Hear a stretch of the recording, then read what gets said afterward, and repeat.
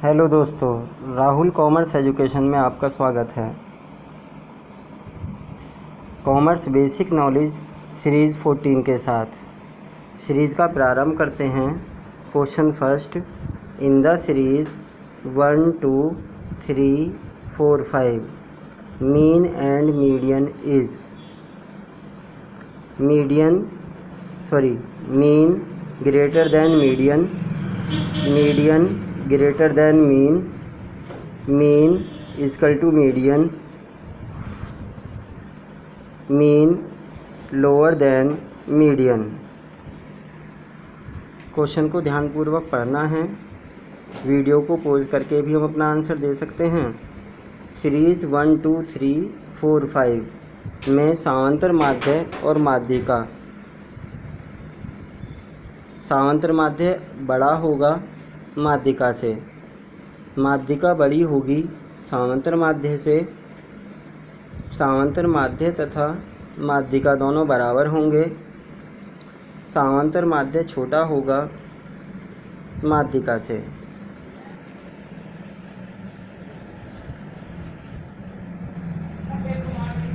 इस क्वेश्चन का सही आंसर है ऑप्शन सी, समांतर माध्य और माध्यिका दोनों बराबर होंगे। यह आंसर कैसे आया है, इसकी हमें जांच करनी है। सबसे पहले हमें निकालना था मीन, और मीन के लिए हमारे पास फॉर्मूला है x bar equal to sigma x upon n. और सिग्मा एक्स के लिए हमें इन सभी संख्याओं को जोड़ना है। तो 1, 2, 3, 3 और 3 6, 6 और 4 10, 10 और 5 15। संख्याएं कितनी हैं? 5। तो इस प्रकार हमारा जो समांतर माध्य है वो हमें 3 प्राप्त हुआ। यदि मीडियन की बात करें तो मीडियन में यदि हमारे यहाँ पर संख्या कितनी है? 1, 2, 3, 4, 5 और 5 हमारा ओड नंबर है। ओड नंबर के लिए मीडियन का फॉर्मूला होता है m equal to n plus 1 upon 2। n कितना है? संख्याएं हैं 5, 5 और 1 6, 6 बटे 2 3। तीसरा पद जो होगा वो हमारी माध्यिका होगी, और उसके लिए हमें असेंडिंग या डिसेंडिंग ऑर्डर में लिखना होता है। और यह सीरीज़ ऑलरेडी असेंडिंग ऑर्डर में लिखी हुई है। तो 1, 2, 3 तीसरा पद दोनों तरफ से देखने पर हमें 3 प्राप्त होता है। तो समांतर माध्य भी 3, माध्यिका भी 3, और दोनों ही हमारे बराबर होंगे। नेक्स्ट क्वेश्चन देखते हैं। The highest frequency of a value is called. किसी भी संख्या की सबसे अधिक आवर्ती कहलाती है mode, mean, median, none of these. किसी भी संख्या की सबसे अधिक आवर्ती कहलाती है बहुलक, समांतर माध्य, माध्यिका, इनमें से कोई नहीं।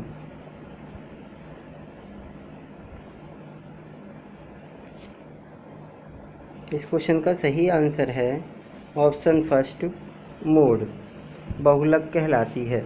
यदि हम किसी सीरीज़ को लिखें 1, 2, 3, 2, 5, 2, 6, तो जब हम देखते हैं कि हमारे यहाँ पर जो सीरीज़ में 2 लिखा हुआ है वो 3 बार लिखा हुआ है और सभी संख्याओं से अधिक बार है, तो इसलिए ऐसी स्थिति में बहुलक हमारा 2 होता है, क्योंकि उसकी आवर्ती सबसे अधिक होती है। इसलिए हम कहते हैं कि वह संख्या जिसकी आवर्ती सबसे अधिक होती है वह बहुलक कहलाती है। नेक्स्ट क्वेश्चन है, the date on which there is no profit और no loss for debtors and creditors is called. वह तिथि जिस पर लेनदार तथा देनदार को न लाभ होता है न हानि कहलाती है due date, payment date, last date, average due date.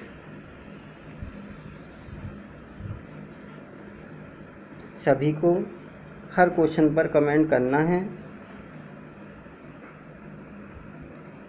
Numerical के लिए हम वीडियो को पॉज करके भी अपना आंसर क्लियर करने के बाद हम कमेंट कर सकते हैं। इस क्वेश्चन का सही आंसर है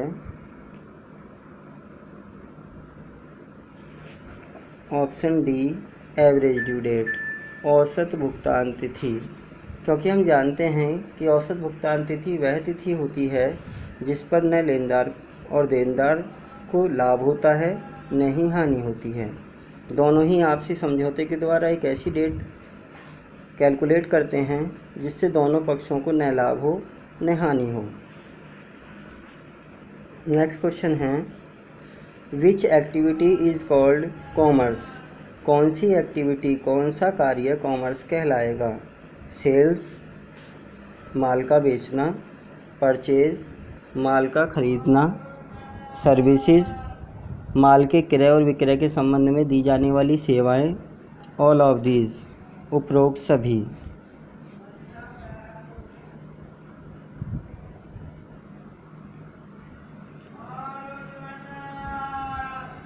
इस क्वेश्चन का सही आंसर है option D, all of the above. Commerce इन सभी चीज़ों का एक मेल है। माल का खरीदना तथा बेचना, माल के क्रय तथा विक्रय के संबंध में दी जाने वाली सेवाएं, वे सभी कॉमर्स कहलाती हैं।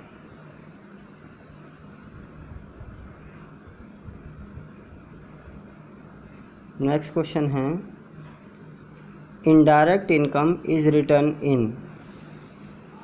अप्रत्यक्ष आय लिखी जाती है ट्रेडिंग अकाउंट में, P&L अकाउंट में, बैलेंस शीट में, नन ऑफ दीज। अप्रत्यक्ष आय को दिखाया जाता है व्यापार खाते में, लाभ हानि खाते में, आर्थिक चिट्ठे में, नन ऑफ दीज, इनमें से कोई नहीं।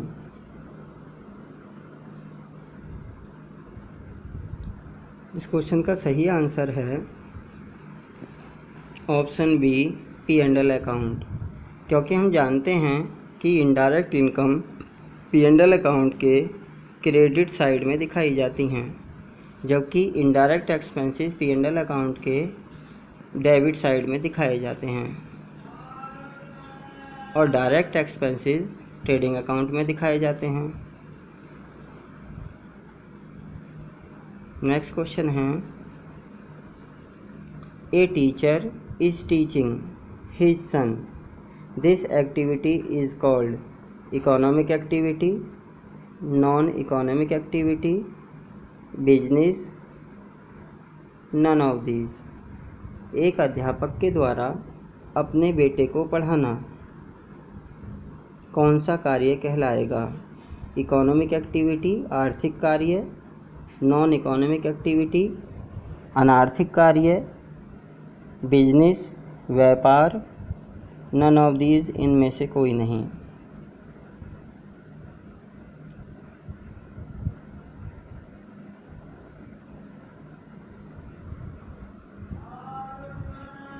इस क्वेश्चन का सही आंसर है option B, non economic activities, अनार्थिक क्रियाएं। इकोनॉमिक और non economic activities, non economic activities वह एक्टिविटीज़ है जिसका रिलेशन प्रॉफिट या धन कमाने से नहीं होता है। ऐसी क्रियाएं जो धन कमाने के संबंध में नहीं होती वे नॉन इकोनॉमिक एक्टिविटीज़ कहलाती हैं। एक अध्यापक द्वारा अपने बेटे को पढ़ाना एक अनार्थिक क्रिया है जिसका उद्देश्य धन कमाना नहीं है। नेक्स्ट क्वेश्चन है, a teacher is teaching his student. This activity is called economic activity, non economic activity, business, none of these. एक अध्यापक द्वारा अपने छात्र को पढ़ाना क्रिया है, आर्थिक क्रिया, अनार्थिक क्रिया, एक व्यापार है, इनमें से कोई नहीं।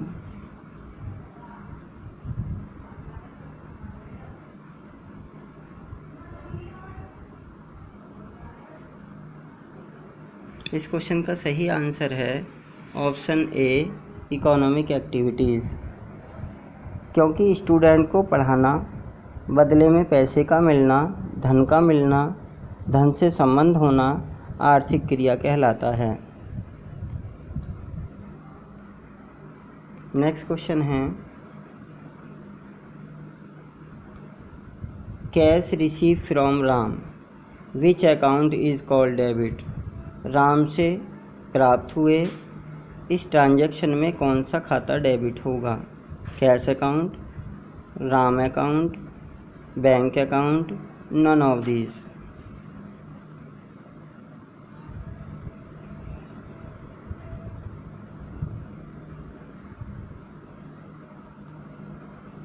इस क्वेश्चन का सही आंसर है option A, cash account.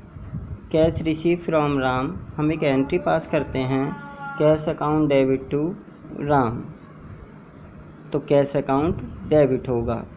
Instead of cash paid to Ram, यदि इसके बजाय लिखा होता कि राम को भुगतान किया, तब ऐसी कंडीशन में हम राम के खाते को डेबिट करते, तो राम डेबिट टू कैश, तब हम वो एंट्री पास करते हैं। नेक्स्ट क्वेश्चन है, average weight of 5 person is 37 kg, total weight will be. 5 व्यक्तियों का औसत भार 37 किलोग्राम है।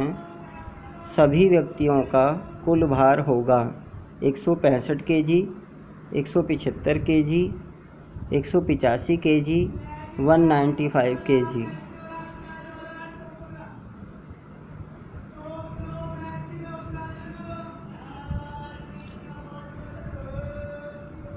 इस क्वेश्चन का सही आंसर है ऑप्शन सी, 185 kg। 185 kg कैसे आया है, तो हमें वही मीन का फॉर्मूला लगाना है। Sigma X equal to X bar equal to sigma x upon N. X bar हमें दिया हुआ है 37 kg, एन हमें दिए हुए हैं 5% और सिग्मा एक्स हमें निकालना है। तो यदि सिग्मा एक्स निकालना होता है तब हम वैल्यू लिखते हैं X bar into number of person, number of things. X bar 37 और नंबर हमारे पास 5, और दोनों से मल्टीपल वैल्यू करने के बाद हमें 185 प्राप्त हो जाएगा। नेक्स्ट क्वेश्चन है, January 1, 2020 the balance of machine is 16,200 if depreciation is calculated 10% with return down value method, cost of machine will be in January 1, 2018 18,000, 16,000, 20,000, 24,000। 1 जनवरी 2020 में मशीन खाते का शेष 16,200 है। यदि डेप्रीसिएशन 10% क्रमागत ह्रास पद्धति से लगाया जाता हो तो 1 जनवरी 2018 में मशीन का मूल्य होगा, कितना मूल्य रहा होगा वो हमें बताना है।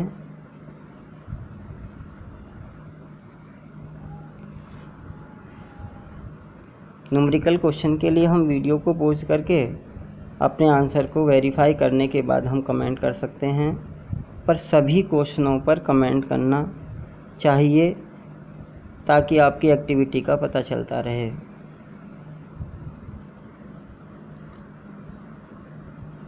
और वीडियो आपको कैसी लगी ये भी आप कमेंट करके बताएं। इस क्वेश्चन का सही आंसर है ऑप्शन सी, 20,000। ये 20,000 की वैल्यू कैसे प्राप्त हुई है इसे हमें समझना है। हमने सपोज किया कि 2018 में मशीन की कीमत 100 रुपये थी।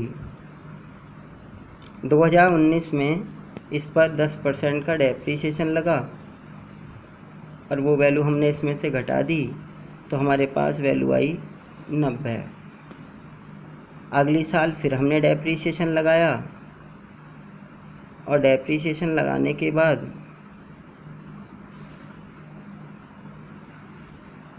हमारे पास वैल्यू आई रिटर्न डाउन वैल्यू मेथड है।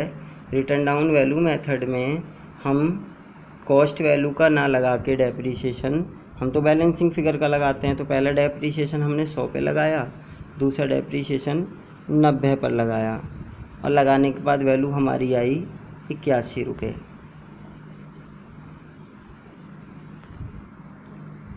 जबकि 81 रुपये हमने कैलकुलेट किया है और क्वेश्चन में हमें दिया हुआ है 16,200।